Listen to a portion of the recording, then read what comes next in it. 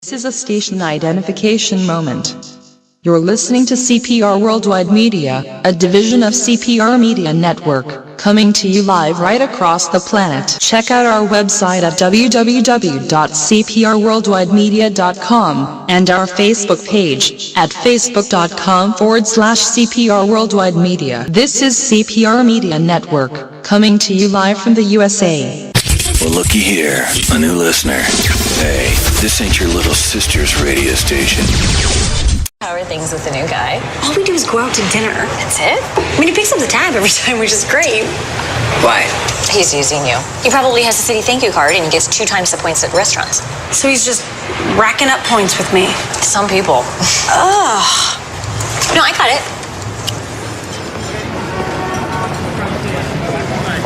The City Thank You Preferred Card. Now earn 2 times the points on dining out and entertainment with no annual fee. To apply, go to city.com/thankyoucards.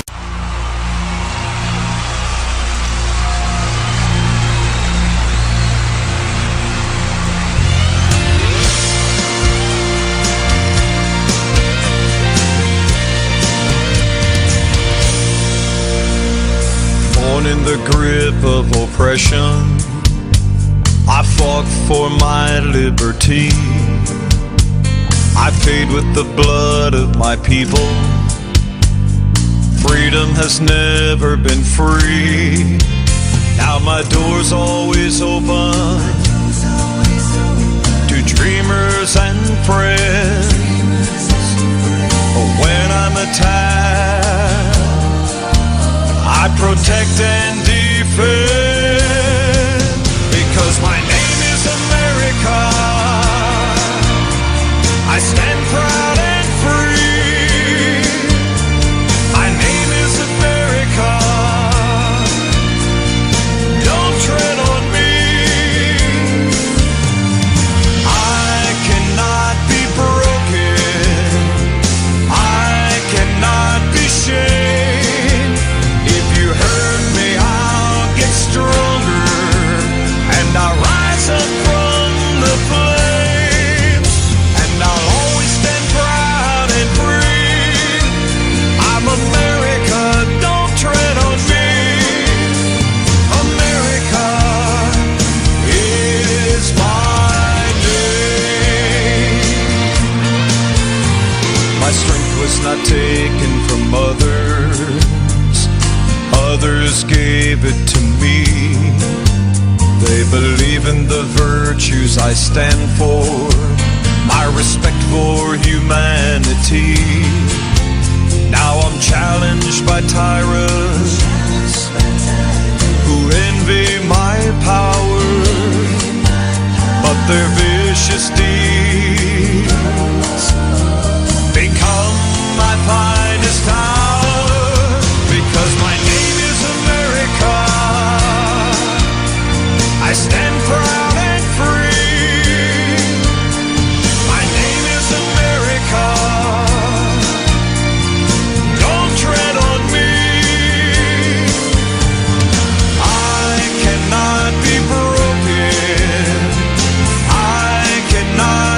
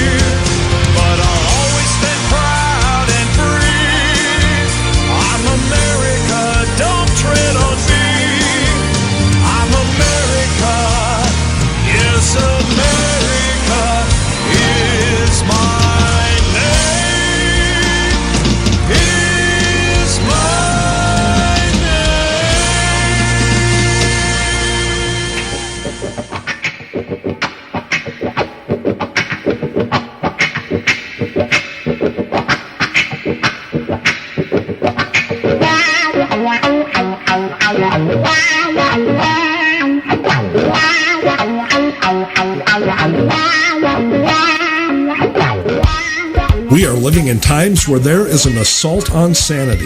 Political correctness has run amok and logic has been left by the wayside. Do you constantly ask yourself, WTF is going on in this nation? Do you sometimes feel like a stranger in your own country? Well, fear not. You are not alone. This is the Whiskey Tango Foxtrot Show, coming to you from deep inside flyover country with your hosts, V. Wright and Jose Estevez.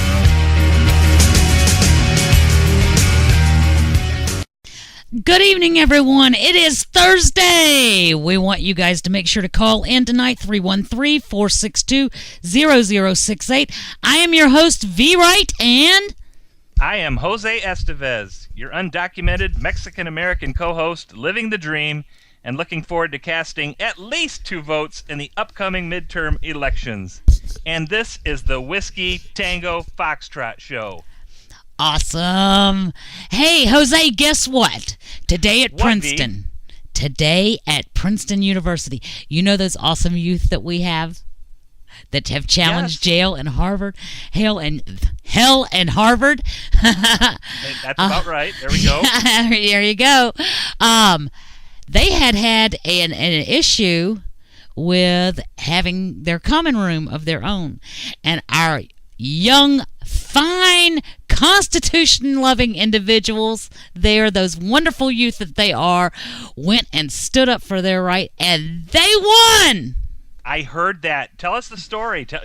Let's let the listeners know what's going on. Well, apparently, Princeton University had an issue with that many conservatives gathering in a common room. If I'm correct, Bradley, please let me know. And you're welcome to call in and tell the story. I would love to have you call in and tell the story. You would know it more. Yes, we would. Yes. So if you can shoot in here real quick, we would appreciate that. Let me give him a minute and see if he shows up first. I am so proud of them. I can hardly stand myself. I just love it. They're not happy. Bradley, give us a call, 313-462-0068. I want you guys to... It sounds like we caused a little bit of a stir over there on the grounds of the hallowed institution of higher learning known as Princeton. That was not us. That was those amazing youth that we have there garnering their college education from that university, and they are just amazing. I mean, they give you so much hope. They do, and just make you so proud. Yes, they do. I don't know if Bradley's going to call in or not, but if he doesn't call in, hold on for a second. Let's see what he's got to say real quick, because we do have him on live chat. Okay. But let's see. Okay.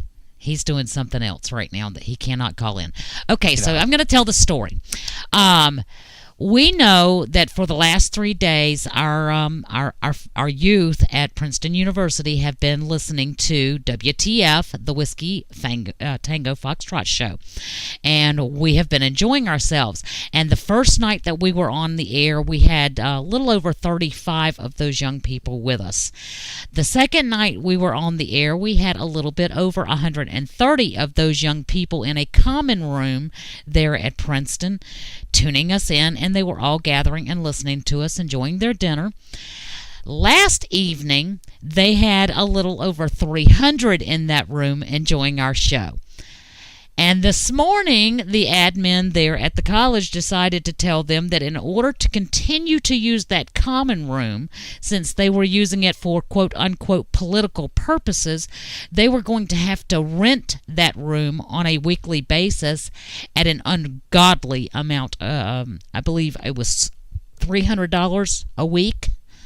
Which is a lot for any college student. Absolutely, absolutely. And given the fact that they pay tuition and room and board at that school and everything else, yeah, I think that was a little excessive. Right. So apparently they stood up for themselves and made the college aware that that is unacceptable practice and that there could be repercussions for that. And the college backed down. Princeton University backed down from our 300 youth. And I am so proud of you guys. And this just happened all transpired within the last 24 hours. So just very fresh, and we're glad to have this gathering of people over there just willing to listen. It doesn't mean they have to agree with everything we say or that everything we say is necessarily right. I thought colleges and universities and all these places of supposed higher learning were supposed to be so people could come together and express different ideas. But it sounds like some of the common areas over there aren't too common. Yeah, they were going to charge them $300 plus pay to have it cleaned. And if I know the kids over there, I'm just going to guess. I've never met any of them. This show's really new yet, but I'm just going to guess it's like after you go to a Tea Party event, they probably leave it cleaner than when they went in, and I certainly hope they do. And that's a hint, guys. If you don't, make sure you do.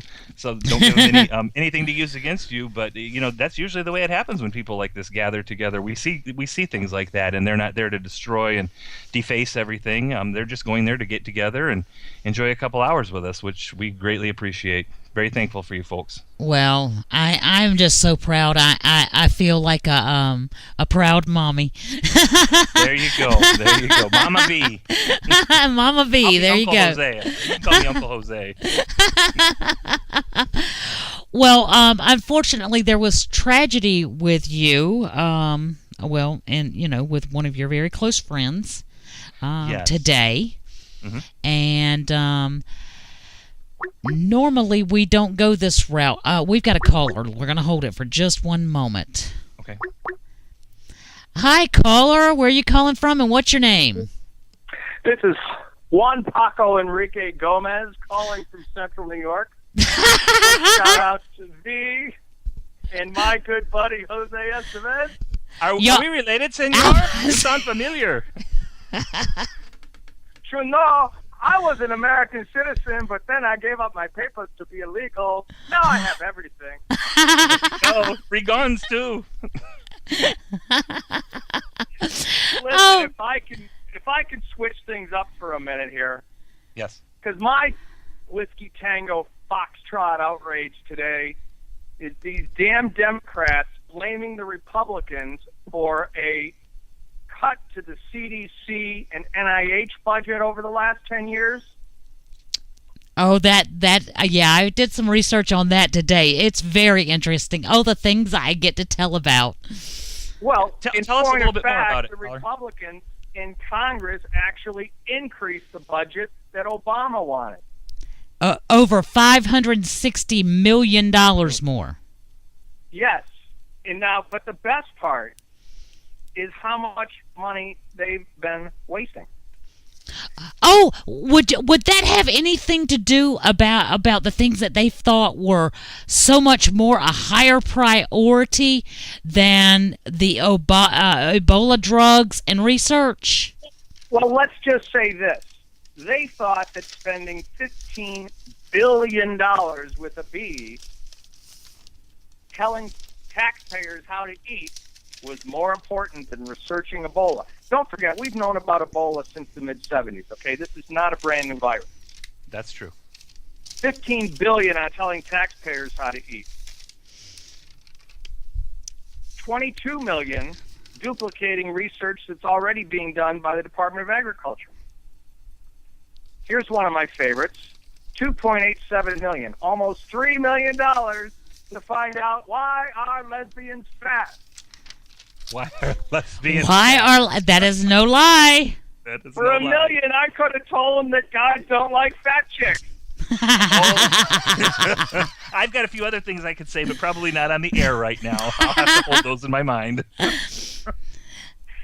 We got $2.6 million for the Centers for Gun Disease Prevention. Now, that's a new one on me. I had never heard of gun disease. $2.6 million for gun disease prevention. On top Did you guys of know $5 that? million they gave to the National Institute of Gun Control. So we're talking $7.6 million to study gun disease.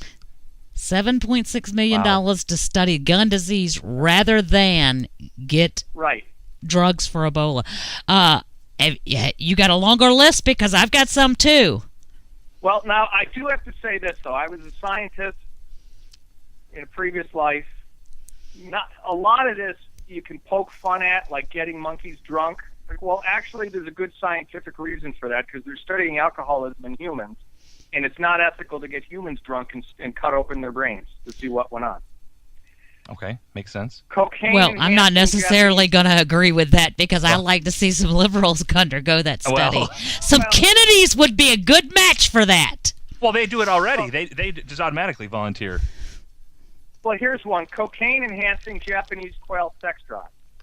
I actually used Japanese quail in my senior independent study in college because it's a very inexpensive and the endocrine system is very analogous to humans. It's actually a great research model.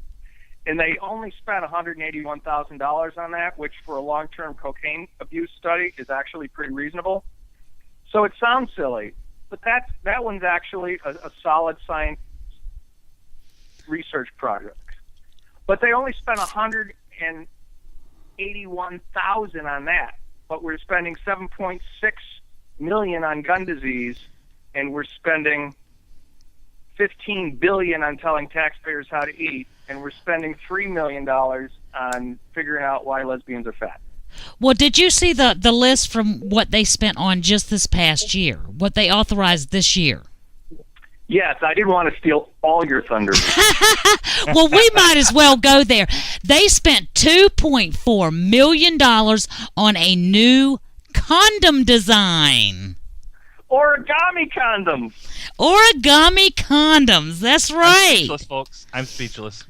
Tell them how they spent $939,000 on the condoms. No, on the fruit flies. They spent $986,000 to study why people like to watch Seinfeld. Why to watch Seinfeld? They spent $939,000 to determine if male fruit flies preferred younger females. Exactly. But oh my goodness. The upside fee is that Jose and I now have genetic reasoning behind our preference for younger women. Oh, okay. Well, I'm older than both of you, probably. So it goes right down to fruit flies. Even fruit flies like younger girls. There we go. Oh, you'll love this one. Guys, they spent $257,000. Now, this is the National Institute of Health that said, the GOP has taken away all the money. That is why we don't have any money for Ebola treatment, because they have taken it all away from us. They spent $257,000 for a sister website to Michelle O'Blamebush's White Moss Garden. First time. It's Michael. Okay.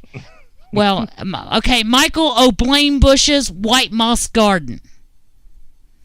They spent $500,000 to determine that chimpanzees do better at communicating when they throw their poop well. Yeah, but they spent another $250,000 to determine that most of them threw it right-handed. I saw that! Folks, this is not being made up. This is pulled right from the headline. Oh, here's one for all you mellow... I got all the research right here. I can cite it. Here's one for all you married folks out there. They spent $325,000 to determine that women who get over arguments faster make for happier marriages. Go figure. Happy wife, happy life. They needed $325,000 to figure that out, folks. Your tax money being spent. Money. I wish I was a researcher. You go to work tomorrow.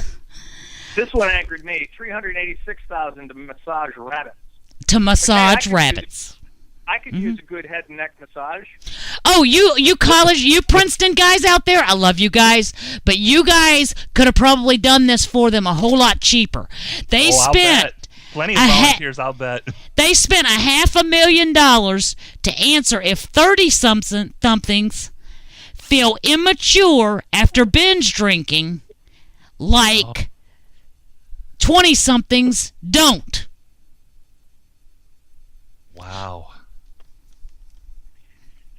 You know, amidst all the outrage, I think I've found not only the ultimate outrage, but the reason why our destroyer-in-chief plays so much golf. I don't think NIH spent $350,000 researching how golfers perform when using their imagination. Oh my goodness! We didn't know it, but he was supplementing his income as a research study candidate. Oh, good gravy! But this is goodness. all of Is this that double money. dipping? All of this money is money. It's the Democrat way. Well, Leave America as often as you can and as much as possible. I mean, I heard, some of these are better than last year's, putting a shrimp on a treadmill to see how fast he could run. That's the one I was thinking about from last year. I mean, some of the things, but this is from the National Institute of Health. Yes. And that the is CDC. And the CDC. Which and is they a are joke saying, at this point. and they're saying that they need to cure gun disease. I'm sorry. I'm caressing mine. I sleep with it at night. Sometimes I cuddle to it. I have never gotten a disease from it. V, do we need to get a boyfriend for you? Are we going to have some guys call in here and try Honey, to... I'm single, sexy, and got all kinds of attitudes, so... We may need to talk after the show or on one of the breaks. You're married. You leave me alone.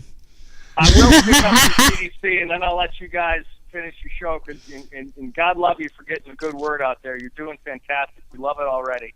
Thank you. In defense of the CDC, they requested 15 containment facilities where people in level 4 containment. And by the way, folks, level 4 containment isn't an elastic band, face mask, and surgical goggles, surgical gown, and surgical gloves. That is not what's going to protect you from Ebola. Okay, you need the full body suit with positive pressure, meaning air is blown into the suit so that if the suit leaks, the air rushes out, it doesn't rush in. Okay, this is the most lethal organism on the planet. CDC asked for 15 of these units around the world, particularly in West Africa, where Ebola used to live before our president decided to fly it here. Guess how many Obama funded? Probably none? 8 partially. 8 partially. Would that be with the neck exposed? What's that? Would that be the ones with the neck exposed? No. What I'm saying is he funded 8 of these centers. The CDC wanted 15. He funded 8, but he only partially funded them. Wow. So all these Democrats out there saying that the Republicans have cut the budget, not only is it a lie, it's a traitorous lie. Amen. Call it what it is, and that is exactly what it is. They are Godspeed, worthless. both of you. Thank you. Very informative call. You're obviously very knowledgeable. The sense of humor. Thank you for the call. We really appreciate it. Stick with us. Appreciate that. And thanks for listening. You guys, please feel free to pick up that phone and call us. It is Thursday. We can go just about anywhere with topic. The administration, this regime, provides plenty of ammunition for this show. And on Thursday, we're going to pretty much bounce almost anywhere. So you guys give us a call, 313-462-0068. And I am loving all of the comments on chat. Guys, we don't necessarily respond to all the comments that you guys have because we are trying to keep the show going for you. We hope it's entertaining for you, but we love reading these comments. You guys are amazing. And our kids, I'll just put it that way. Our kids at Princeton, I now have a child at Princeton. I just realized that. Doggone it, I knew it happened one day. My kids at Princeton are awesome. There you go. And I can call them all my legal brothers, or how do I do that? My legal documented migrant Americans? How do I do that? I love you anyway, no matter what we call you. We'll just call you Americans. How's that? Proud Americans. Our future of the country. That's what you are. And I can tell you what, I don't care what Yale and Harvard do. They can't hold a candle to my Princeton people. There you go. There you just step on off. They're setting the bar pretty high. Yes, they are. They are amazing, and I am overwhelmed with pride with them. Jose, Yes. before the call, we were talking about you. You got some bad news today. A lot of us do today in the Facebook world. Well, I mean, you in particularly got some bad news, but you got some bad news about a phenomenal individual. Yes. So, can you fill us in? And guys, we don't usually do this, but this particular individual we felt like needed a little recognition. Yes. So we're going to do something that is very much out of the order for us. Yes, it is, but let's go with it. I've been friends with a lot of you on Facebook for many years, doing the political thing, getting to know each other. And I know there's studies that say we can't really be friends, but believe me, we are friends.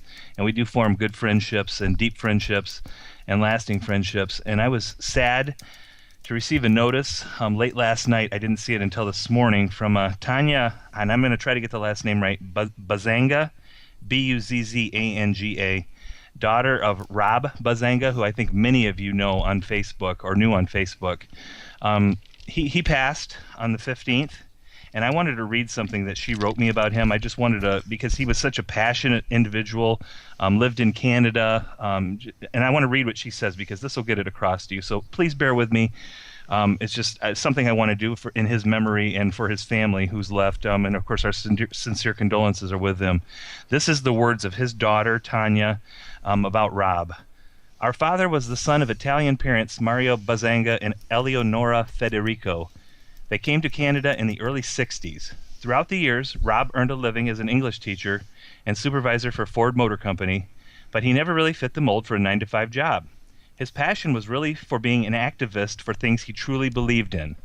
He was instrumental in building the first French high school in our city of Windsor, which we three daughters later attended. I remember hearing him being interviewed on the radio and my school teachers asking if I was the daughter of Robert Bazanga and to give him their regards. Our father was a very intelligent man with many interests. He was an expert on everything related to airplanes, military warfare, classic cars, and politics.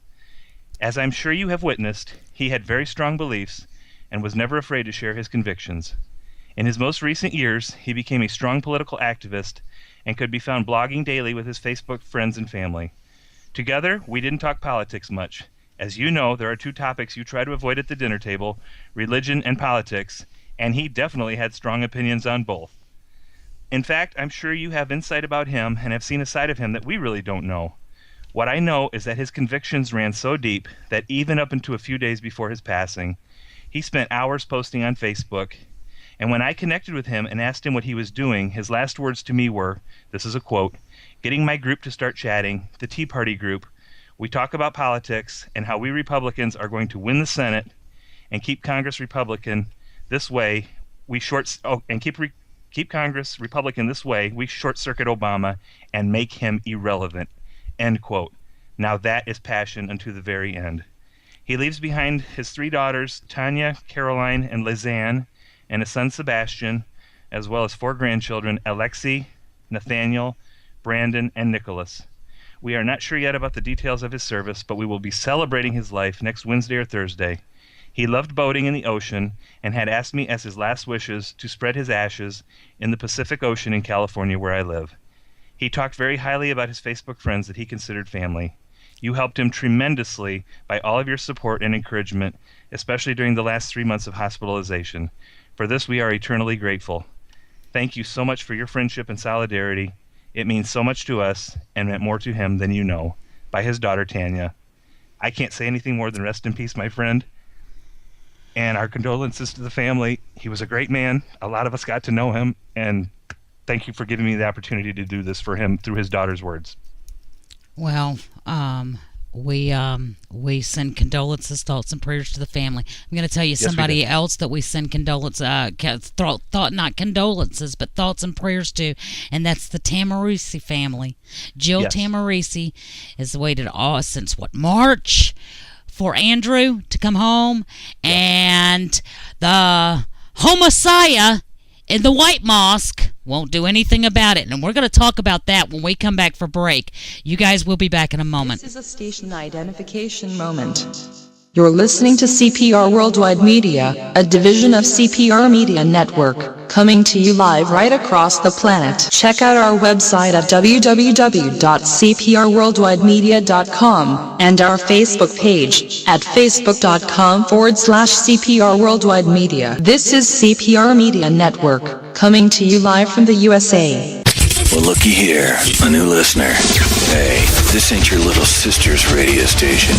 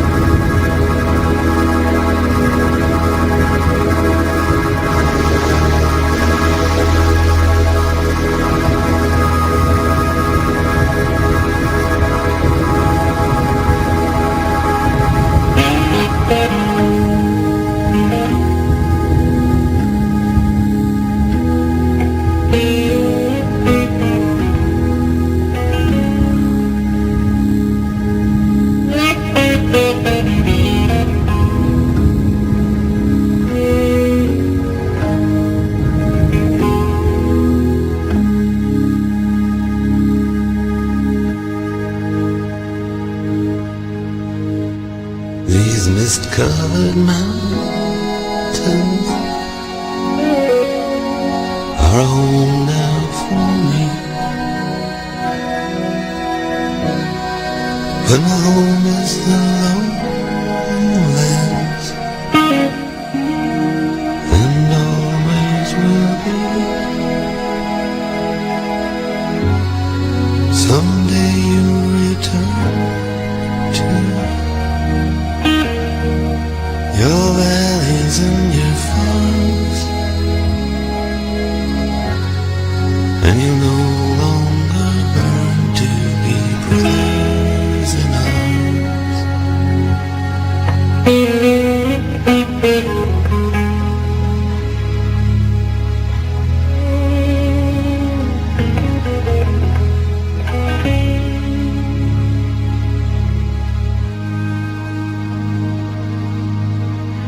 Through these fields of destruction, baptisms of fire, I've witnessed your suffering as the battle reached high,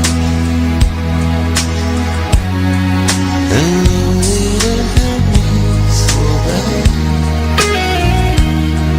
in the fear and the alarm, you did not desert me, my brothers in arms.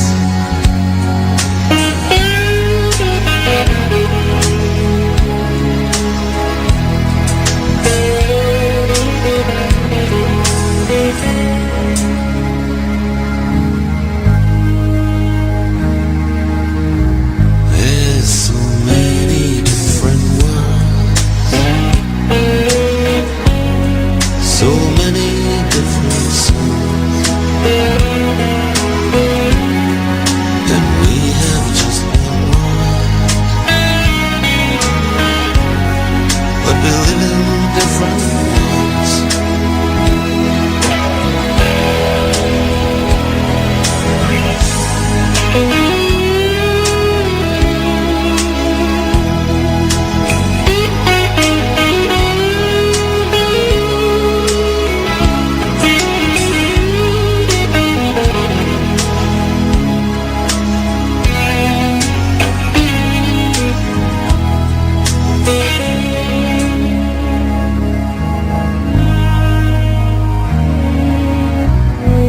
Now the sun's gone to hell,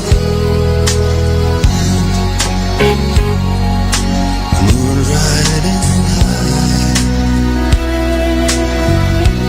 Let me bid you farewell. Every man has to die, but it's written in the stars, in every line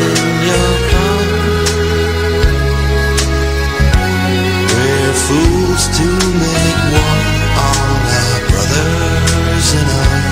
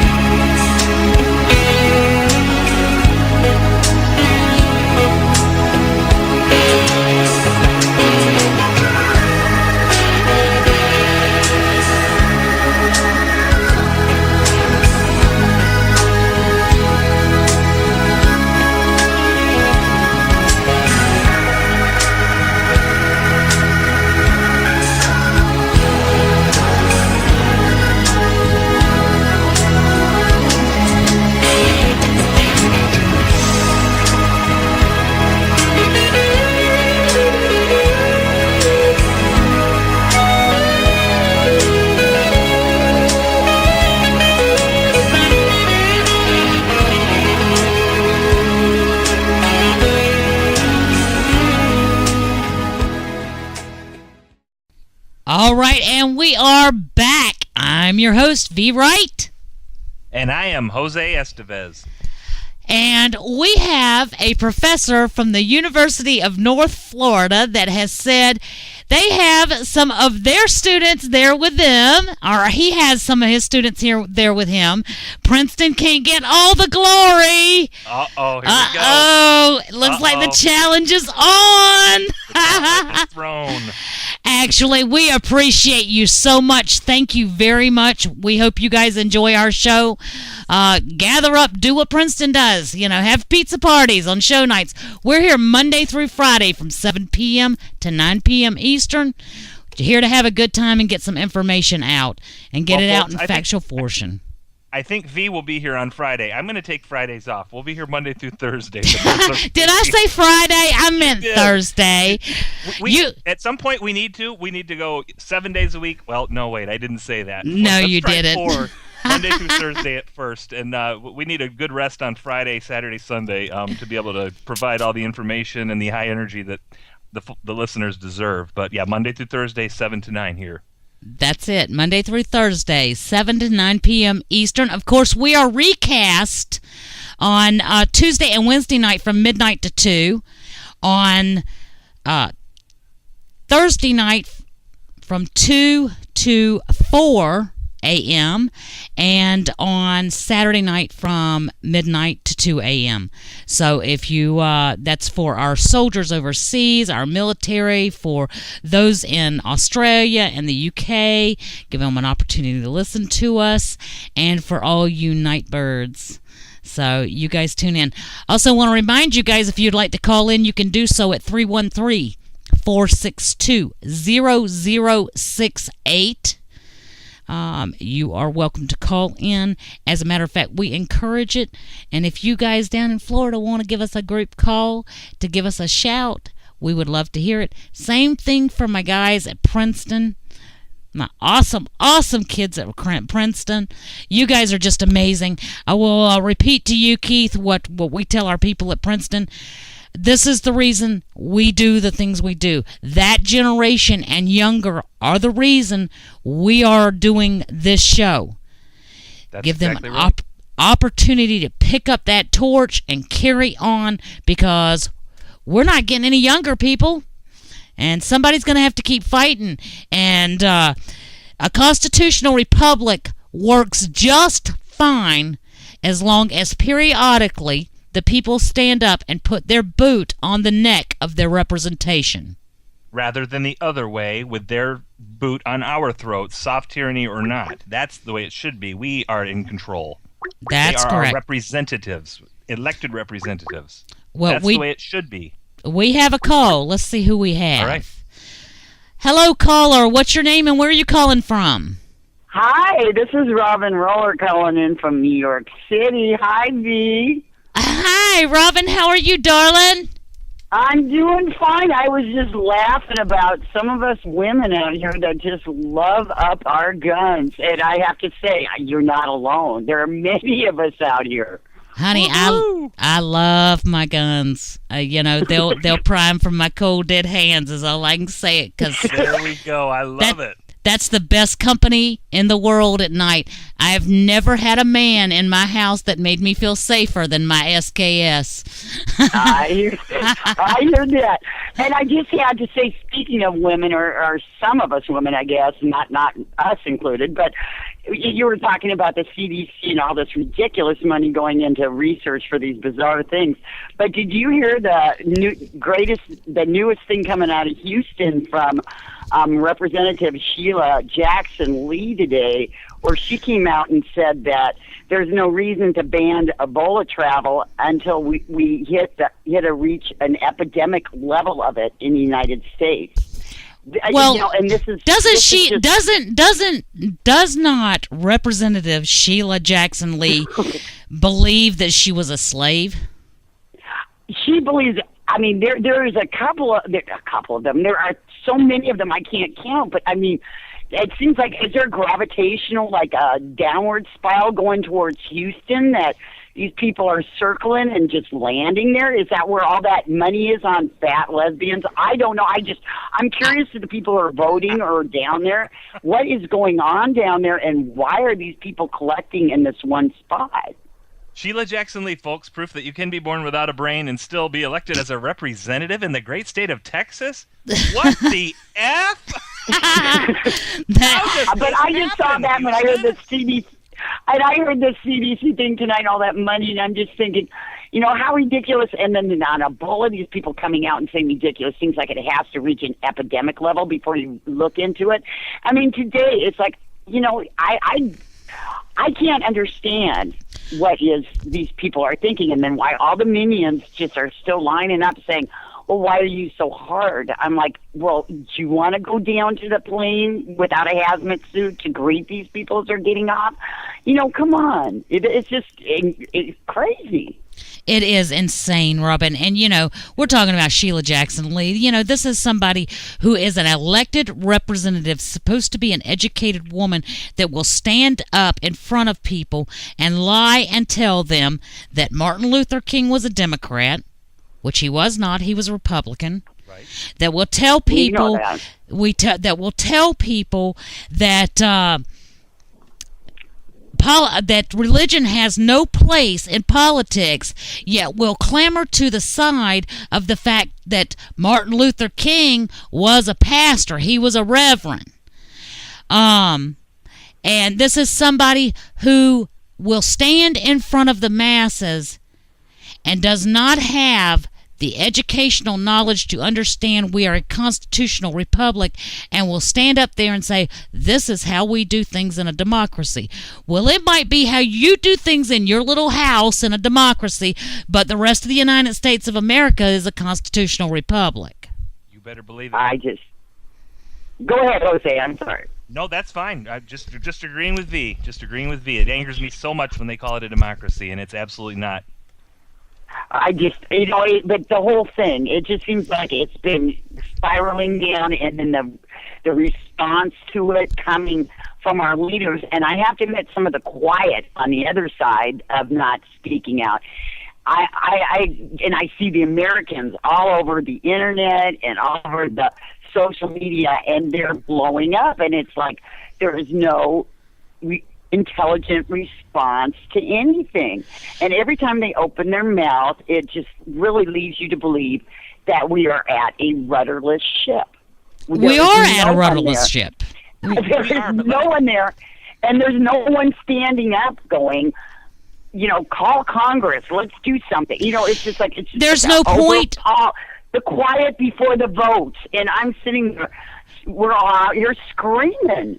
Robin, there is no point in calling up your representatives. They are ignoring us right now.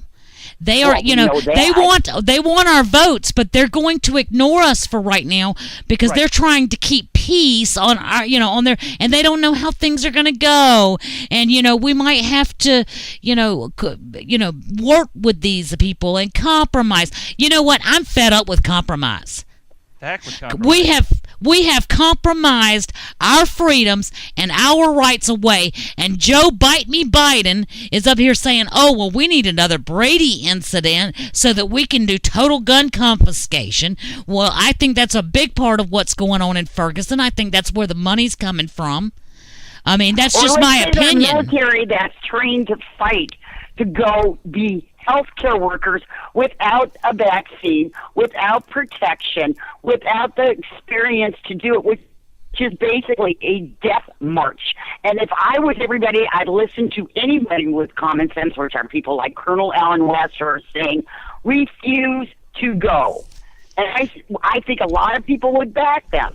There is no reason for that to be happening. And if it was Obama's children, they would not be going. They'd be up in Canada going to college up there. He would not send them.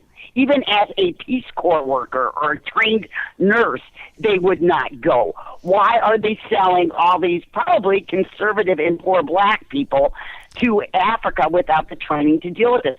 It's like there's suicide. It's like all these people are being put, their lives mean nothing, and the ideology means everything. And it's all casualty for the cause. And you know what? I don't care. I will stand up behind any American to save their lives. I would go anywhere, and I don't care who they are. I don't care if it's Sheila Jackson Lee. I'm saying I don't understand where life is so cheap to these people on every level just to get a vote and to get what they want or what they think they want. They don't have a clue. But the fact of the matter is, Robin, they don't know what they want. They want this now, and when they get it, they want something else. I'm going to tell you a big indicator of that. A big indicator of that has been they've gone for gun control, and just recently they started knife control, people. Knife control.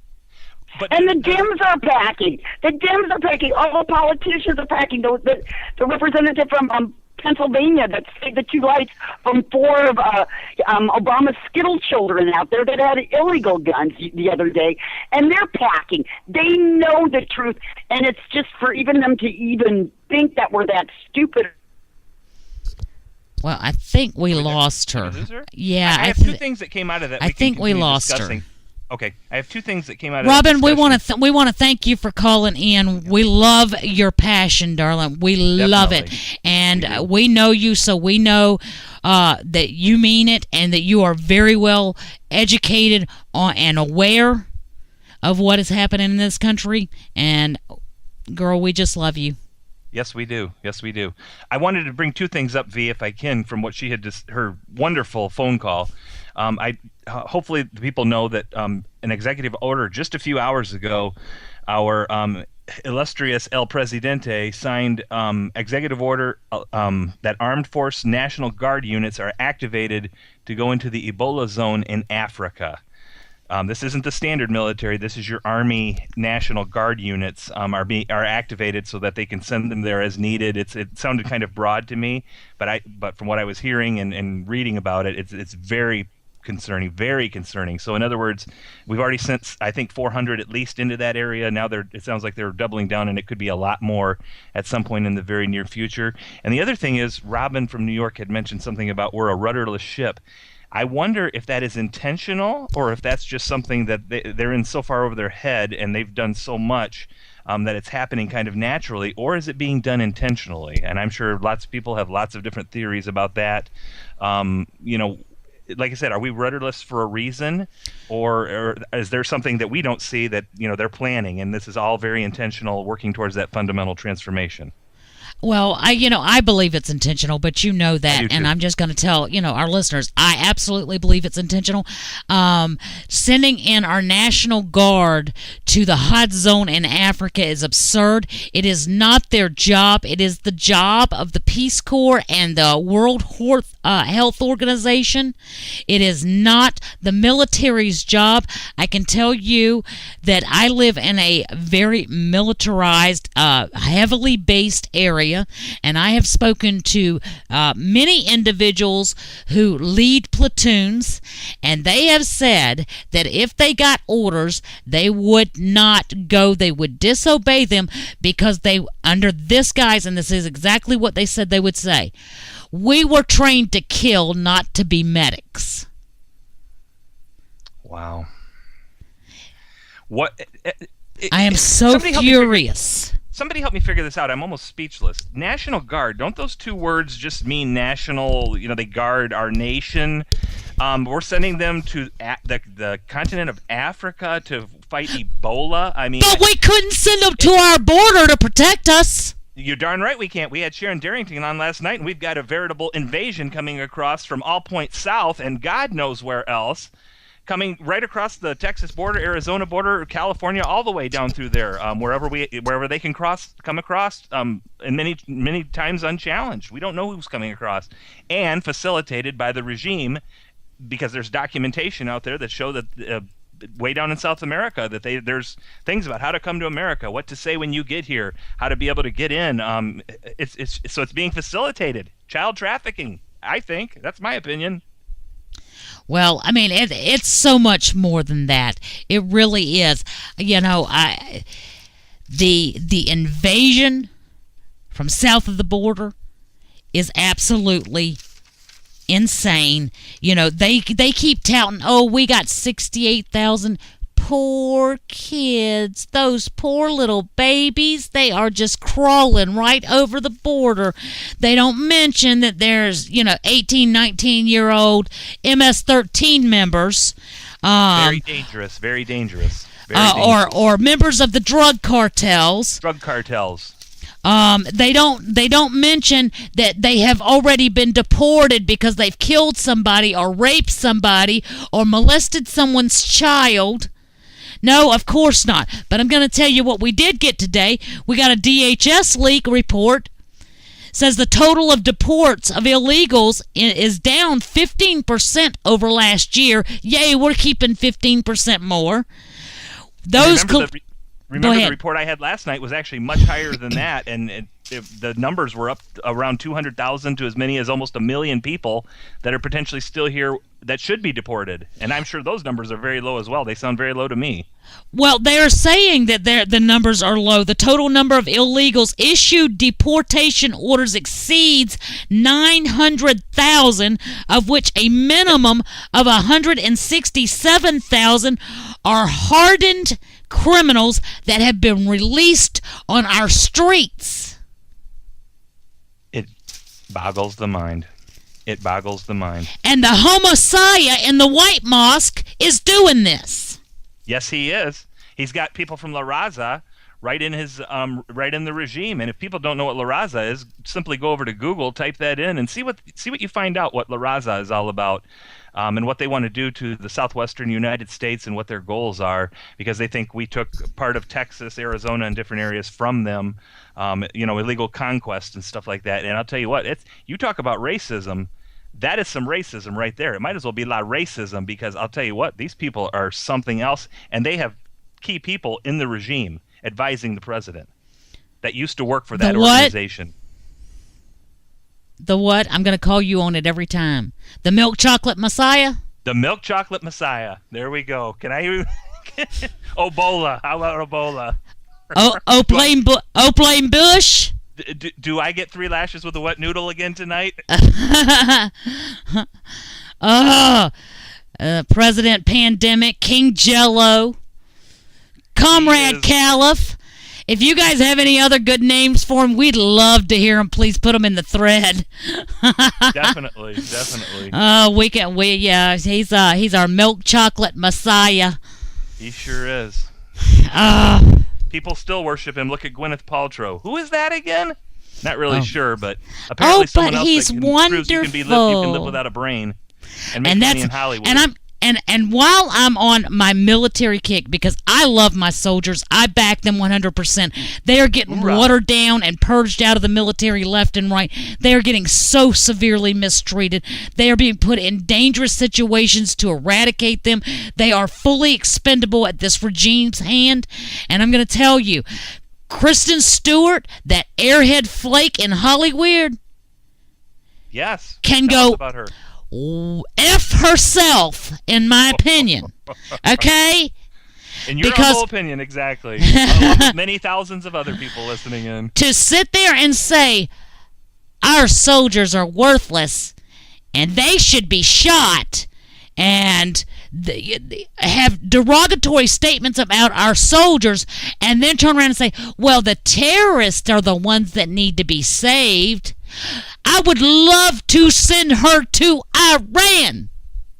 I don't think you have to send her that far, to be honest with you. But yeah, I think Iran would be a good place to start. I'd like to see how long she lasts there. Well, I mean, they could put her to work in Dearborn. I'm just saying.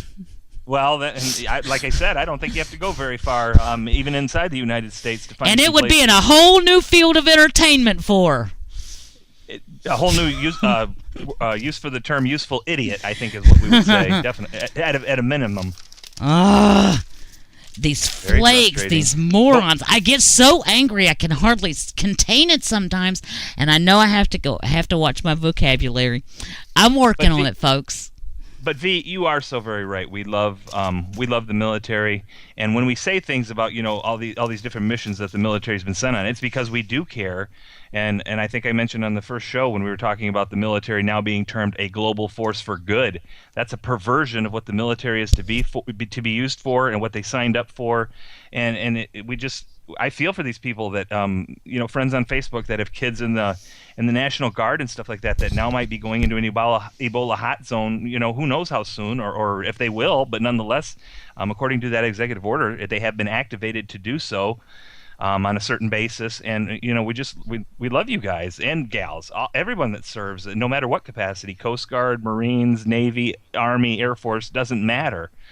We support you fully. We're behind you, and we hate to see this happening to you because it's just so frustrating. It's just so frustrating what's happening. Just so frustrating. It leaves me, one of the reasons we name this show What the F is not only because we question daily what the F, but I get so mad I run around my house saying, what the F? I do it in my car quite a bit. I mean, I'm not going to deny it. But, No. I mean, it is just enraging to watch this man sit back and totally destroy this nation through fundamental transformation. And we are so limited on what we can do. And they're calling us terrorists for speaking against them. Hey, if a dog barks... Dissent is patriotic, folks, and don't you forget it. Dissent is patriotic. That's what this... Thank God, because that's what this country was founded upon by those evil racist guys. We know as the founding fathers, and that some people think are the worst thing to ever happen. Thank God for dissent, and don't forget it. Don't forget that righteous indignation and that rage. And what you can do in 19 days is get out there and vote, and hold your nose. Vote for the Republicans. Let's try to get a overwhelming amount of people in the Senate. Let's try to take that Senate, and then then we have to hold their feet to the fire, for that is only the beginning. And it will be an uphill battle, even with all Republicans. We know what they're like. We've got John Boehner, who apparently was born without a spine. I'm not sure about a brain, but at least he's spineless. We're going to have to hold their feet to the fire. Maybe we can get him out of there and get Trey Gowdy as Speaker of the House and do some of these things. Start getting some prosecutions rolling for Benghazi and all these other atrocities that have happened in the last 6 years. But we can't do it unless we at least get the Republicans in and then put our big American boots right in their rear end and try to hold them accountable. That's what we need to do. Stand on their necks until they submit. That's what we're going to have to do. 19 days is just simply the beginning, folks. And don't stay home for any reason. There is no reason to stay home. Too many did. When Romney could have possibly been elected, and I know there was vote fraud, massive vote fraud and all that, but still, if all the people that had stayed home for whatever reason had simply gone out and voted, it would have overcome the vote fraud from all the figures I've seen. But so many people, for one reason or another, didn't want Romney, or just, they couldn't vote their conscience, so they sat home. Well, guess what? Now we're 2 years into another 4 years of it, and if we don't take back the Senate, and if we don't get the House in 19 days, he's going to double down, I feel, like we have never seen yet for his last 2 years. Absolutely. It just never ceases to amaze how people are willing to sit back and do nothing because it's not going their way. Well, you know what? Romney was not my choice either, but I voted for him. And I certainly did too. I voted in every election since I was able to vote. Unfortunately, I wasn't able to cast a vote for Reagan. I was able to vote for the man that won after him, who wasn't half the man Reagan was, but I'll tell you, I've voted ever since in every single election. Yeah, well, People that's what die happened. in other countries to have the right to vote, to be able to Yeah, but cast you a get vote. 2 votes. You don't count. Well, exactly. Guys, we're going to take a break. We'll be back in just a moment. This is a station identification moment. You're listening to CPR Worldwide Media, a division of CPR Media Network, coming to you live right across the planet. Check out our website at www.cprworldwidemedia.com and our Facebook page at facebook.com/CPR Worldwide Media. This is CPR Media Network, coming to you live from the USA. Well, looky here, a new listener. Hey, this ain't your little sister's radio station. How are things with the new guy? All we do is go out to dinner. That's it? I mean, he picks up the tab every time, which is great. Why? He's using you. He probably has a city thank you card and he gets 2 times the points at restaurants. So he's just racking up points with me. Some people. Ugh. No, I got it.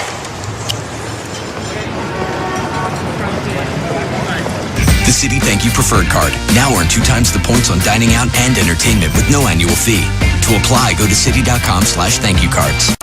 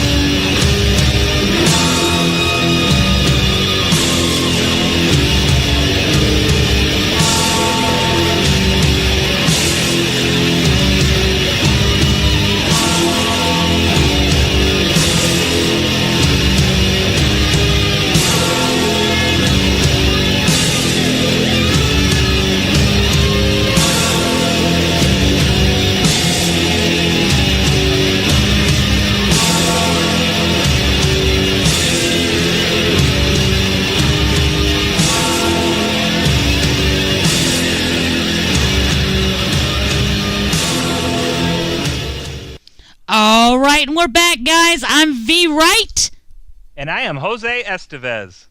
All right, and you can call us at 313-462-0068, and you can find that number at www.thewtfradioshow.com. That is www.thewtfradioshow.com. Call in, folks. The energy's high, and we're loving it. We've had 2 good callers in the first hour, and we'd love to have more of you join in and rant or whatever you need to do. Get something off your chest, make a good point, whatever you need to do. It's Thursday. It's the last day of the broadcast week for us. Join us, please. Please join us. Well, Jose, we want to let us talk about what's going on with the national beheaders of Syria and Iraq. Oh, you mean Friends of Ebola? Those guys? Oh, yes. Absolutely. Comrade Caliph needs some assistance. Are you talking about everyone's most detestable core animals in black pajamas, better known as ISIS? That would be who I was talking about.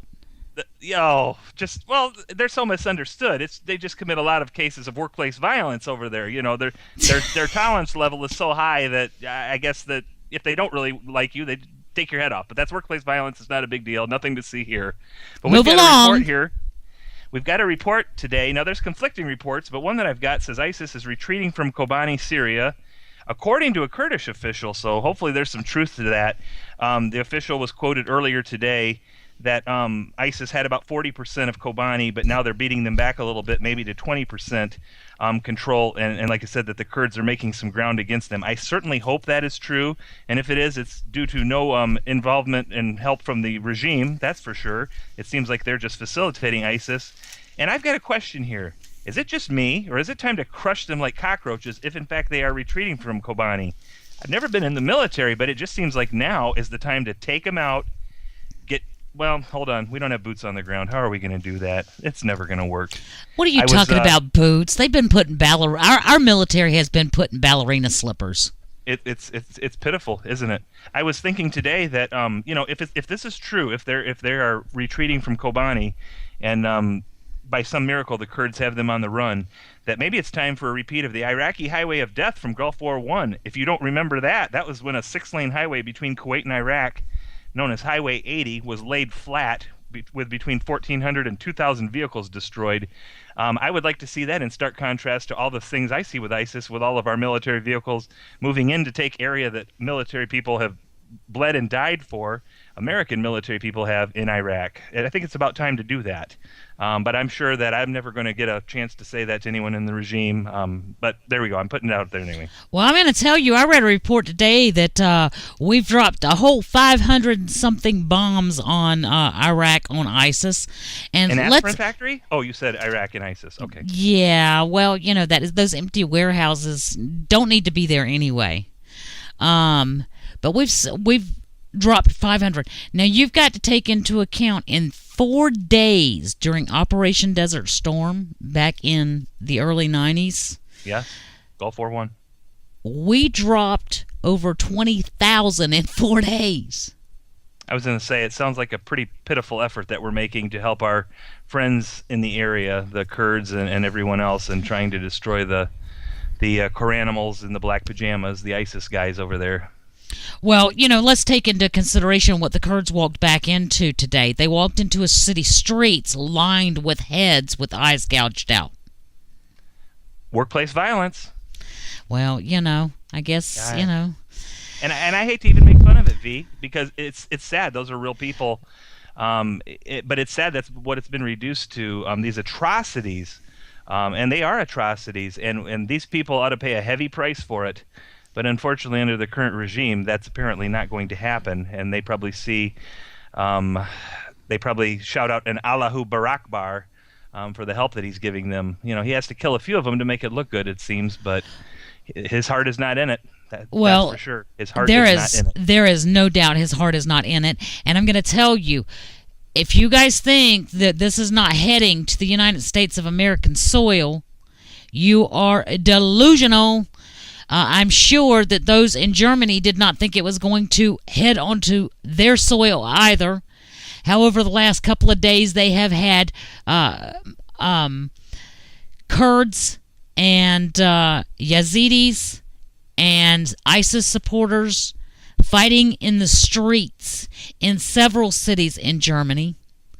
And right now, they don't know what to do with them. They have gone in with water cannons and batons and broken them up. But what has happened is the Yazidis and the Kurds, have been protesting. And the ISIS supporters would go out there, and they've got their machetes, and they've got their kebab metal skewers, and they've got brass knuckles and batons and baseball bats. And they're going out there and beating the fool out of the protesters, the peaceful protesters. And the imams, of course, are calling them to do so. Just like Imam Qadi up in Memphis, Tennessee, calling for the Muslims in America to rise up in jihad against Americans to kill us and take our property. That's no in Tennessee, different. Folks. That's in Tennessee. That's right here in the good old USA. Right in the heartland. That is in Tennessee that this is happening and being allowed to happen. Well, that was the inspiration for my trip to Dearborn. Who will ever forget that? Our listeners don't know about that. I think there's photographic evidence somewhere, but not really sure. It's probably out there somewhere. Well, I know that the Muslims from the mosque there have photographic evidence, and I politely requested that they post it on Facebook, but I haven't seen it yet. Not theirs anyway. I was going to say it's probably with some death threats attached and stuff like that. I would assume, though, from what I've heard of it. I wasn't with you, but I've heard about it. It made for an interesting afternoon. But seriously, V, Europe has a big problem. France, Great Britain, all of them with the Muslim horde.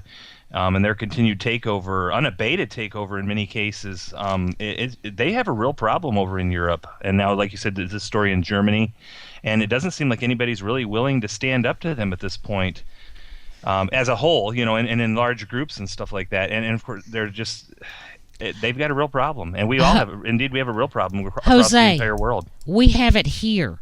When they marched in New York City, they hung up dummies representing American infidels. Yes, at that parade. They carried airsoft toys that looked like AKs. Yes. Through the streets of New York City. No one said a doggone thing. No one did a doggone thing. Had I known that was going on, where I would have been. Oh, there would have been news stories about that, folks. You can bet your bottom dollar. I have a big problem with the support of the moderate Muslim. There is no such thing. If you believe in the Quran, there is no such thing as a moderate Muslim. Islam is submission. It's as simple as that. It can be no other way. I have a big problem with anybody who wants to follow someone who came out of a cave and said, you know what, I can put a baby in my lap and be excited, and that's okay, and I can marry a 5 or 6 year old girl as long as I don't consummate the relationship until she is big enough, in my opinion, to bear my weight. And people can say that there's nothing wrong with that, or that's just it's mind-boggling. It is absolutely mind-boggling, and this is true. These aren't made up. People can look this up. I mean, this is the truth. Well, people can sit there and say that's okay, but those people that are saying it's okay are the same people that'll go out to the farm and tip goats. Okay. There you go. There you I'm just let's just call it what it is. Can we do that in America nowadays, or is that considered racist if you call a spade a spade? Oh, darn it. Sorry. Are we allowed to speak real speak, or wait, we can't do real You speak, are, you're Mexican. I'm the one that I am totally racist, non-PC. I am just a hater from beginning to end. You are, but We love you anyway. We You know, love you to death. I am one of those bitter clingers. I like my Bible. I like my guns. I like my Constitution. I like my freedoms. I like my rights, and I'll carry them to my grave. Amen to that. All of them and more. That's what makes America great. That's what this country is founded on. Well, and I guess I need to calm down my rant. Slow my roll. We've kind of been on a rant all night. Do we have any more callers calling in? I'd love to hear some other people's perspectives and let them get it out. Nobody yet? No, no people. one. You're Come out on. there. Y'all pick up the phone. Tonight it's open lines. Come on. I know, and this is just amazing. This is one of those nights. This is one of those nights we're ready to talk about anything. We sure are, and we have been. We've been covering a wide range of things. Got a question for you. Go ahead. Are we preparing for war with China? It's a very a real possibility. It's a very scary thought. At the same time, because of the the amount of people that they have in that country, and their vast industrial might, and that they don't seem to have any constraints on that industrial might like we have with the EPA and all the different regulations we have here to try to build anything at all. That's a very scary thought. The Chinese economy, my understanding is slowing down, so that's concerning too. Because when that happens, they're going to, it's the easiest way to clear the easiest way to clear an economy and debt from both sides is through war, people. And let's not forget that the Soviet bear has aligned themselves with China a lot more, than they obviously will with us. I mean, there's a lot of things going on with oil and different things like that, and that's and the Russians are. I don't care what happened back in the late '80s, early '90s. I still refer to them as Soviets and the Russian bear. Russia's still out for Russia, and I think they were brought down for a period of time, but they may be down, but they are definitely not out. Definitely not out. My And only concern with this is that our military has been diminished to pre-World War II levels. At least. I would say at least. And then we can't forget that Bill Clinton gave them the secret missile technology to keep things fair. Spread the wealth.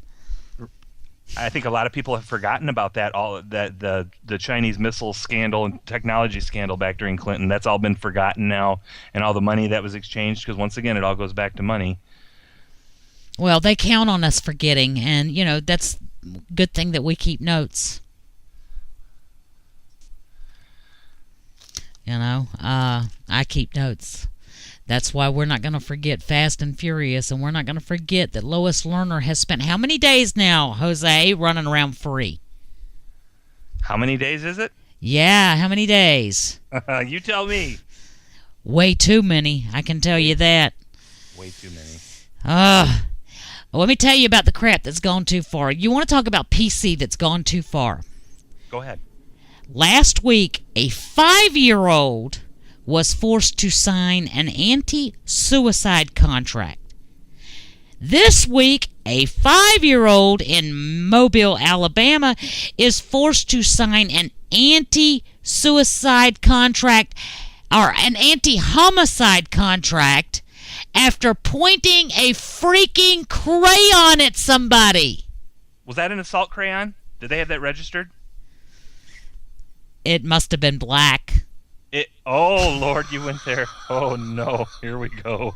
Because if it was pink, maybe it would be okay, or one of the colors of the rainbow, right? Then it would be perfectly acceptable, and then maybe the kid is already... It had to have been black or white. Seriously?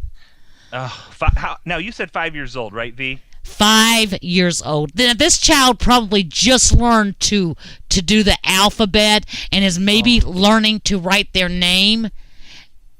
Cannot probably read a word. Maybe if they were on the accelerated reader, or what was that program? Not Common Core, that's for sure. Absolutely not Common Core, but the videos at home, maybe if their parents put them on the videos at home to teach them to read, maybe this child could read. Learning with phonics or something with right. phonics, something like that. Right. 5 years old. Well, at least it wasn't Assault Pop-Tart. I think that was a year or two ago that we had that issue, where the kid ate a Pop-Tart into the shape of a pistol and got in trouble. I mean, what is going on? Whiskey, Tango, Foxtrot, what the F is going on in the public school system? And there's zero tolerance, zero common sense is what it is. Is it Common Core in, common sense out? What is going on?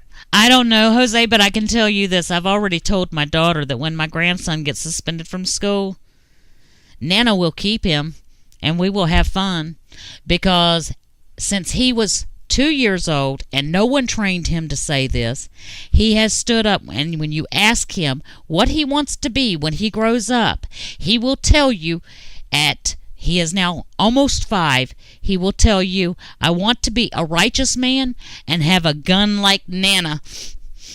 Oh, V, you'll be homeschooling him very soon. Very, very soon. I'm actually looking forward to it.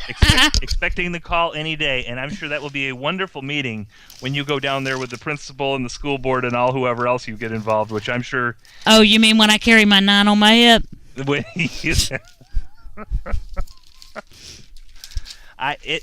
It's madness, people. It's ludicrous. And these are true stories. We don't make any of this up. These are pulled right from the headlines. A 5-year-old cannot sign a contract. They have no concept of knowledge to be able to sign a contract. Who are these people? Wait a minute. We could expect this out of a 5-year-old, but we can't expect a 26-year-old to get a job and get their own health insurance. Bingo. There you have it. There you have it right there. Absolute madness in the United States. And we entrust our kids to these people every day, thinking that they have their best interest in mind, and they want to make them into productive citizens, good citizens, contributing to the country, making the country better. But yet, a black crayon or whatever color crayon it may have been, used as, pointed as possibly a pistol. Oh my goodness, I would have never made it past kindergarten growing up. We played Army and cops and robbers and, dare I say it, cowboys and Indians all the time. I want to play Muslims and cowboys. I reckon that's coming. And I think a lot of people do as well. Cowboys and Muslims coming soon to a city near you. Well, I mean, it is. It just, I mean, how many times a day do you guys sit out there and go, "Arr!" And how many holes have you got in your tongue? I don't have that many because I don't do real well, and Jose knows me. You guys will get to know me. You're welcome to friend me on Facebook. What you hear here is exactly the way I am off the station. Yes, she is. She's very real, folks. Very real. We don't make up these personas. This is who we are. This is our passion. This is how we feel about things, and we're blessed enough to be able to speak with you and to get this out there and to get people to think. About this, and it's a very therapeutic for us, hopefully, to be able to vent like this.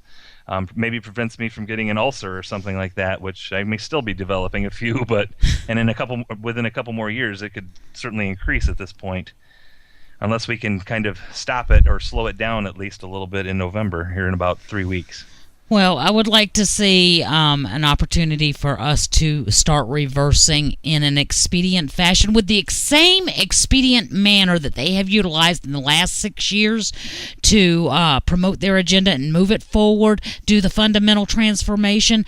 I would like in the next 6 years to be able to slow the roll back all the way back 50 years. Do you honestly think that we can? Are you that hopeful that we can do that much, or work in that direction? I wonder about that. I wonder how far they've taken it and how much they have already fundamentally transformed things in a way that it would not be very easy to change back. Because it's maybe so many things are tied nothing together. is easy, but it's not going to be easy to change it back. It's not going to be easy. It ain't going to be easy to live with this garbage either. It is not easy to live with this, and you're right. Every step more they take forward is a step in the wrong direction. And that's why we need people like Bradley at Princeton and his crew there in the common room. It's why we have the professor down in North Florida and his crew that he has there listening with. We need you guys, because we're not going to live forever to have this fight. No. We need you guys to pick up and hold the torch to their necks. Yes. Exactly. I talked about Rob earlier, and I'll just mention him again. This is a gentleman from Canada, had passion of 100 people in America, more than 100 people in America. Just an amazing person, and it was ingrained in him, and he wanted to be able to slow Obama down to minimize his accomplishments. Living up there in Canada, fighting as much as he could, just like he's one of us. He's one of us. I don't think he was an American citizen, but one of us has it in the freedom that is in his DNA. It's not just because that you're an American that you have it. Rob had it, and we need more people like that, and more people that aren't afraid to speak out, and also not to only speak out, but to also work.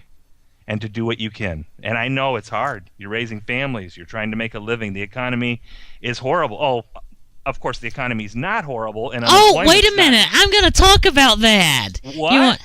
As the stock market fell yesterday, Michelle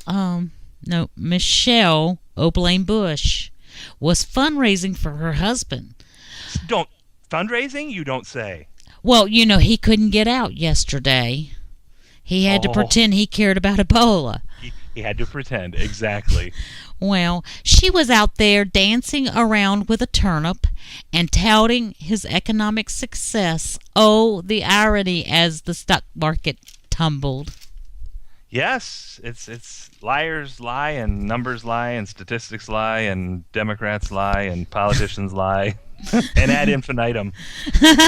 Ad infinitum, and on and on and on. But like I said, people, I know it's hard, folks. We've got families. We're trying to make something in this world. We want to have a nice place to live. We want to have some of the comforts. But I'll tell you what, if we don't fight for this country, and if we don't get it back to some semblance of normalcy, there's not going to be anything left to. We're going to be brought down to a third world level, and that may sound like it's impossible, but I'll tell you what, they are certainly working on it. And I was talking with a coworker today, and I want to see people brought up to a higher level, a higher standard, because that helps us all get better and improve and be better. The economy, every aspect of our lives. I don't want to come down to their level if they're below me. That's just the way I was raised. You work hard, and you may work fail, hard, and you try to do better. Exactly, you try to do better, and you may stumble and fall, and you may scrape up your knees, but you get up and you get back on the horse or the bicycle or on your feet, and you keep going. And if you get blisters, oh well, that makes your feet tougher. That builds character, and that's what is greatly lacking. That builds character. Guys, we'll be back in just a moment. This is a station identification moment. You're listening to CPR Worldwide Media, a division of CPR Media Network, coming to you live right across the planet. Check out our website at www.cprworldwidemedia.com and our Facebook page at facebook.com/CPR Worldwide Media. This is CPR Media Network, coming to you live from the USA. Well, looky here, a new listener. Hey, this ain't your little sister's radio station.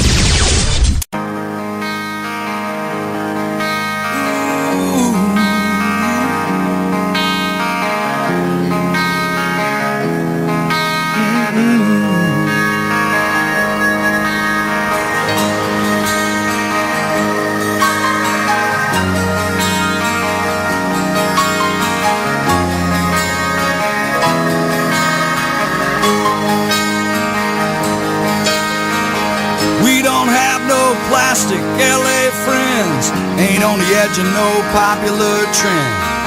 Ain't never seen the inside of that magazine GQ.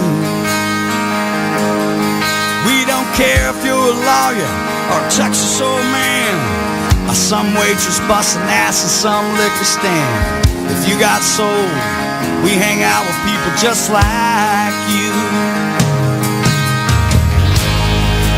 My hair's turning white, my neck's always been red, my collar's still blue. We've always been here, just trying to sing the truth to you.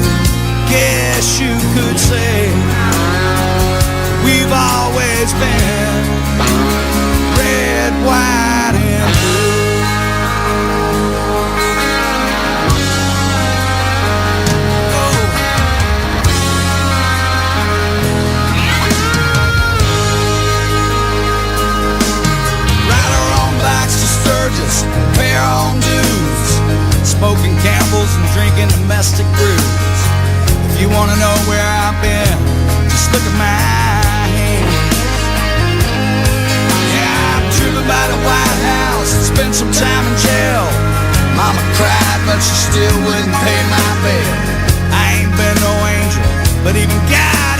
stands.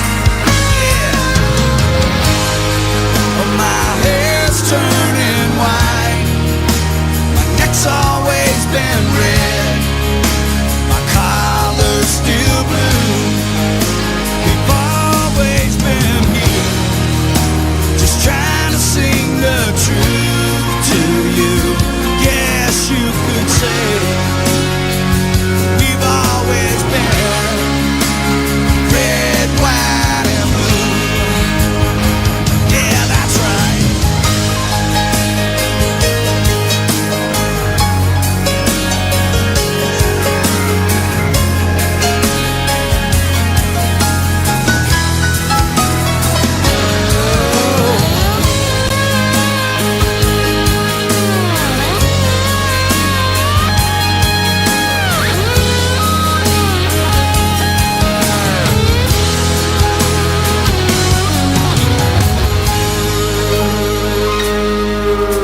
My daddy worked hard, and so have I. We paid our taxes and gave our lives to serve this great country. So what are they complaining about? Yeah, we love our families, we love our kids. You know it's love that makes us all so rich. That's where we're at. If they don't like it, they can just get the hell out. My hair's turning white. My neck's always been red. My collar's still blue. We've always been here, just trying to sing the truth to you.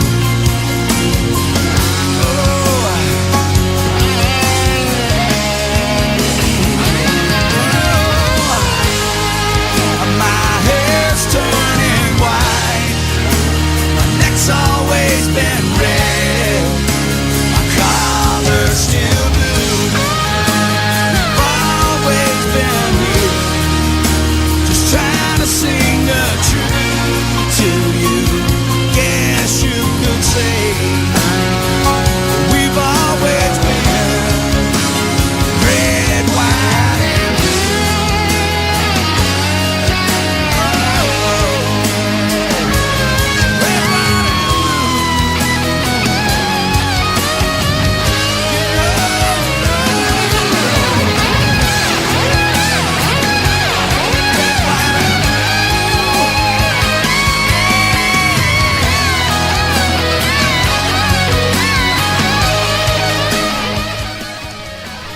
All right, I'm V. Wright, and we are back. I'm Jose Estevez. Welcome back to the show. Folks, don't forget to give us a call. We have a half hour left. That number, 313-462-0068. Give us a call. Don't be shy. Tell us what you're feeling. Join us, please. Absolutely. Call us, we want to hear from you guys. We want to hear your passion. It really does encourage us, and it actually provokes me. So if you want to provoke me, give me a call. Hey, V, I got some questions for you real quick. I was just thinking over the break. This Thomas Friedkin, whatever his name is, the head of the CDC, do you think a couple hundred years ago that he wouldn't even be able to be a jester in King Arthur's court? Or is that just me? I mean, this guy, he probably has 16 degrees, probably never worked a day in his life, much less tried to open up a lemonade stand. Wow, this guy is scary. He is scary. Oh, you are to heard him fumbling today in the hearings. It was unbelievable. And his claim is that we couldn't have a travel ban. But let me tell you what the deal is with them not wanting a travel ban. We have how many countries in Africa? I'm not sure, but there's more than 30. More than 30 countries in Africa that have placed a travel ban on Nigeria, Liberia, Guinea, and Sierra Leone because they're hot zones. And he says, what? Does that make them racist?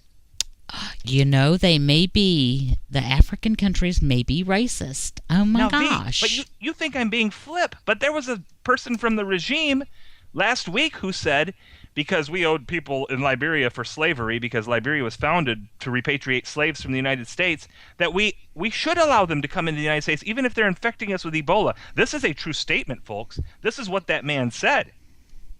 It boggles the mind that we owe that to them because of slavery. Well, do you know what they've actually admitted to today? Go ahead. I'm ready to be surprised. We can't issue a travel ban on them because it will negatively affect their economies. Yeah, because I'm sure they have a big economy when, the people are dying for at least 70% mortality rate from Ebola. I can imagine that. I'm sure it's all about, about travel and tourism. Right. Visit sunny Liberia and die. Wow. and then I also heard about this guy, and I don't even... who cares what his name is? What I'm wondering is how many people are going to want to come to the United States to Walt Disney World when we are ate up with Ebola? Oh, can you imagine? Six Flags, here we come! How is Mickey Mouse going to wear that suit with a containment unit around it, or does he have to have the containment unit when he's on inside the suit? How does this all work? I mean, oh my goodness. Oh my goodness. Goofy for real in a hazmat. Well, we are living in fantasy land, folks. There is no doubt about that. And I do believe that Goofy is in charge of the United States, allegedly. Yeah, unreal. Absolutely unreal. Oh, good Lord. But yes, he is a joke. Frieden is a joke. Sure is. He has no clue what he is doing there. But the problem is with these jokes like him, they're going to get people killed. They're going to get people killed.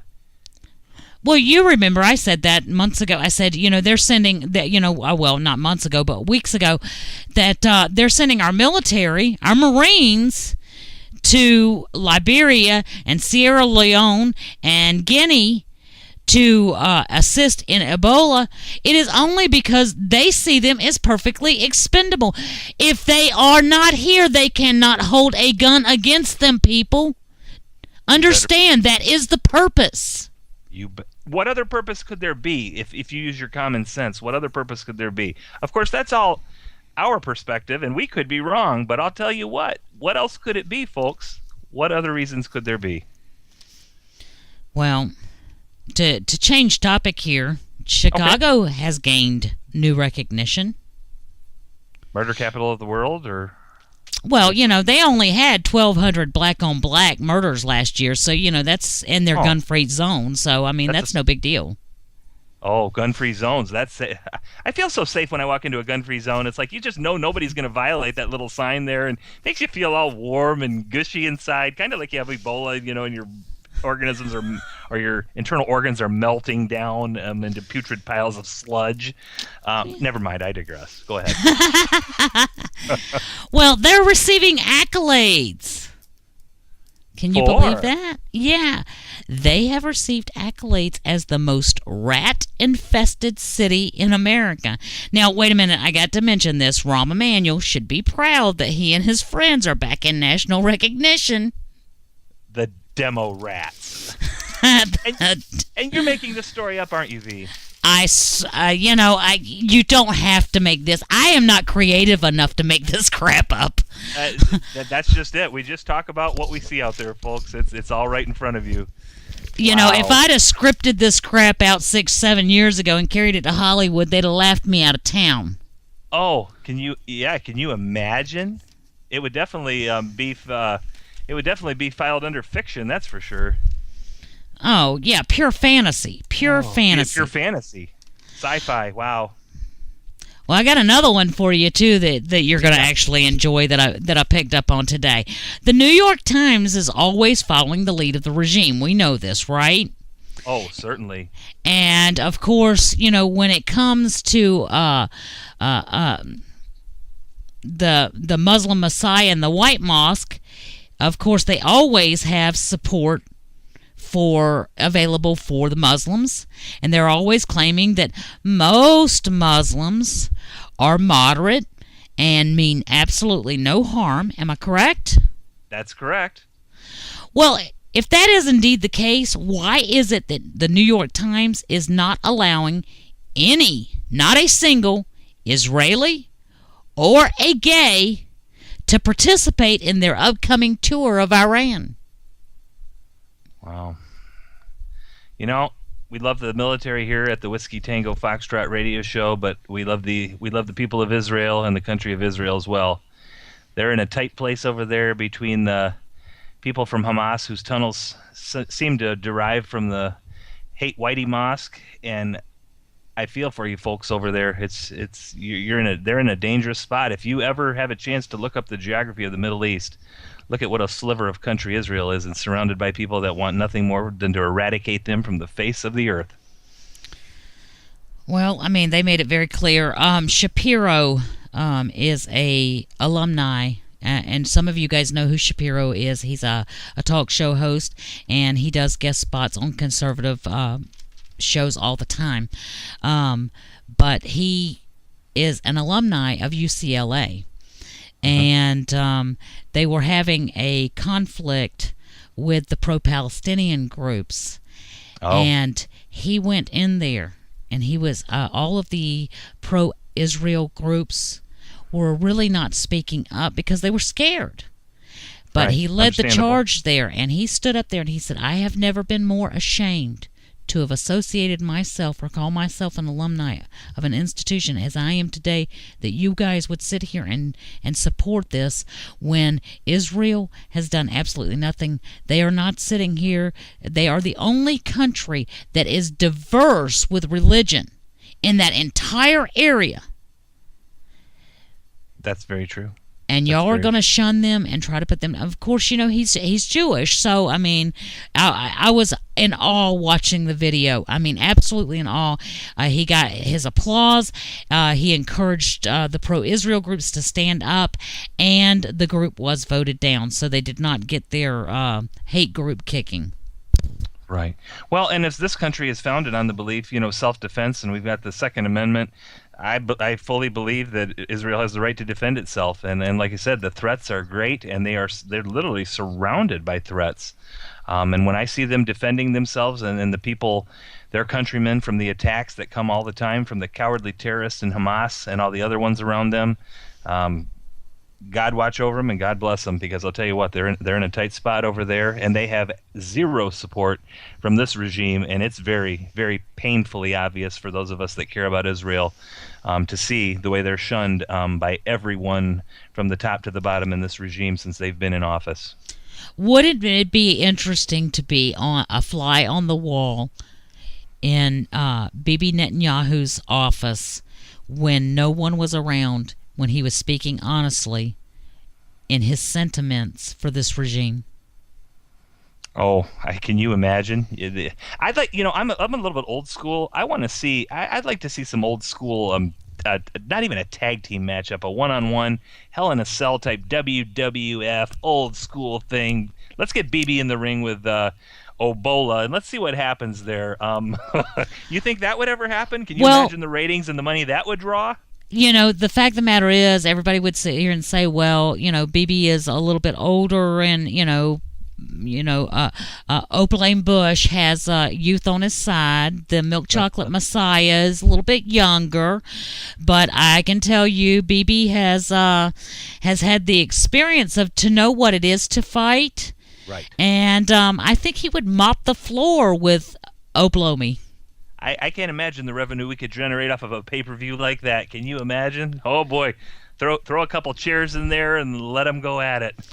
President Pandemic would wish he had Ebola instead. He might by the time he got done. BB, speaks so convincingly. He's got the passion. He's got the passion. I mean, he loves his country. He loves his country. He loves his people. He's willing to do what he needs to do. And like I said, they're in such a bad spot and so alienated at this point. It's just very sad to see. It's just very sad to see.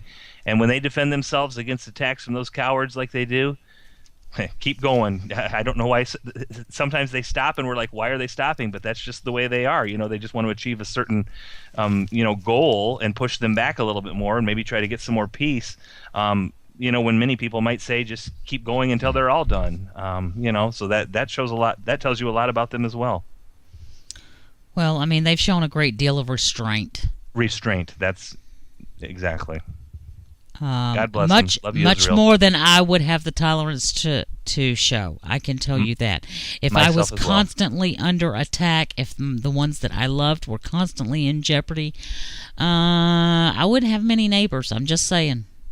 Yeah, from cowards that send missiles up from schoolyards and inside of buildings where kids are, and the Israelis have the decency to drop leaflets and make phone calls to the very building they're going to blow up or bomb. However they do that, they're going to attack before it happens. That just shows an incredible amount of restraint, and it's just amazing. Well, someone that as a leader, of course, I'm not Israeli, and I'm not a Jewish individual. I am a full-blown own Christian. And I will stand by my convictions till I stand no more. But there is much that I admire about him. I do too. Especially when you have the comparison of Comrade Caliph up in the White Mosque, and it is black and white.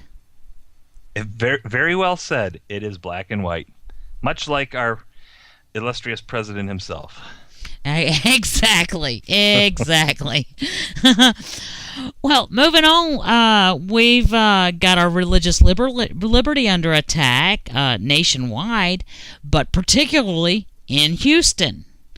Let's talk about Houston again. We keep coming back to Houston tonight. Well, I don't know. They just have so much going on down there. They sure do. I don't know what happened to these cities in Texas. Where are all my cowboys? I know. Well, it's one of those situations where our religious freedoms are under attack down there. We all know that the mayor there has subpoenaed church officials because she wants to know what their sermons are, so that she knows whether or not to dictate that they should not be able to have them. Katie, bar the door, because religious freedom means absolutely not a doggone thing. But what you're hearing anymore is there is no place for religion in politics, period. But, they're not saying that when they stranglehold onto the memory of Martin Luther King, Republican Martin Luther King, who was a pastor. Many people do not know that. Well, it's not taught, I think, very much in high school or in history anymore. Well, there's some statue that some university up north put up that calls him a dadgum Democrat, and his whole family has stood up and said he wasn't a Democrat, he was a Republican. Yes. But I do not think they ever removed that.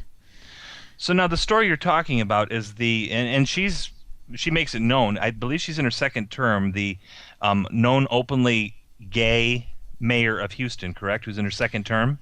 Yeah, and I don't necessarily have a problem with her being gay. I don't really care that she's gay. Don't attack my religious freedoms. But one of the things is that she wants to see if they had ever talked about that in their, her having that orientation in their sermons. Well, I'm sure that they were not concerned with her, and she could get her little plump behind up and go to church on Sunday morning and could have found out without a subpoena. I'd like to take it one step further. If she's going to do that to the churches and subpoena them for their sermons, and if they might have referred to her as being gay and different things like that, then I'd like her to go to a couple of the mosques in Houston. I'm assuming there are probably a few. I'd like to see what she does when she goes to the front door of a mosque and gives them a subpoena to see what they're saying about her being gay and about gay people and women in general. Boy, I would love to see that.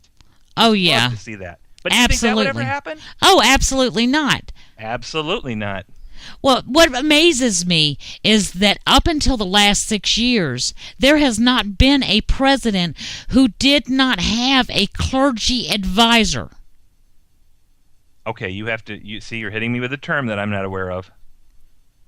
A clergy advisor. Clergy advisor. I'm sorry. It's okay. Sorry about that. But, in all honesty, President Pandemic has his own clergy advisor. It's Alla Berry from the Muslim Brotherhood, and it's Valerie Jarrett. And does that tell you where he stands? It seems kind of obvious to some of us. Very, very clearly. Very Don't have clearly. to be the smartest person in the room. Don't have to be the smartest person in the room. Actions guys, speak louder than words. That's right. Well, guys, we're coming to the close of our show tonight. We have enjoyed this week with you. We will be back next Monday from 7 p.m. to 9 p.m. here on CPR Worldwide Media.com. You can also locate us at the WTFradioshow.com. That is www.THEWTFRADIOSHOW.com. And make sure you stick around for our very good friend, DJ Stallion. You guys have a nice night. We've enjoyed it. We hope that you guys have too. And God bless America and all of you. We'll see you guys next week. Good night, folks. Be well.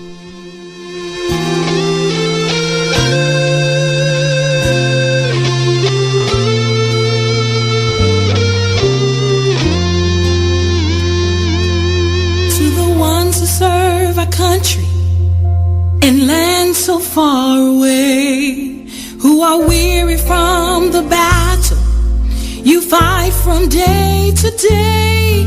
You struggle for survival, you struggle with your fear, and you're haunted by the question, why am I even here? And you wonder if it really even matters. Does anybody see the price you pay? But though your mind is worn and your body battered, somehow you find the courage to be brave. This is the reason that America is great. Heroes just like you who live and work each day. You sacrifice and serve without applause, because you know it's for a higher cause. This is the reason that America is great. With gratitude we lift our hearts and honor you today. We proudly wave the red, white, and blue. America is great because of you.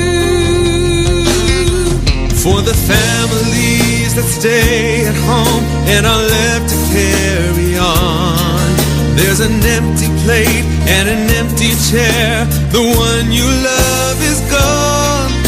The picture on the shelf reminds you just how long it's been that you've been longing just to hold them in your arms again. And you wonder if it really even matters. Does anybody see the price you pay? But though your faith is torn and your heart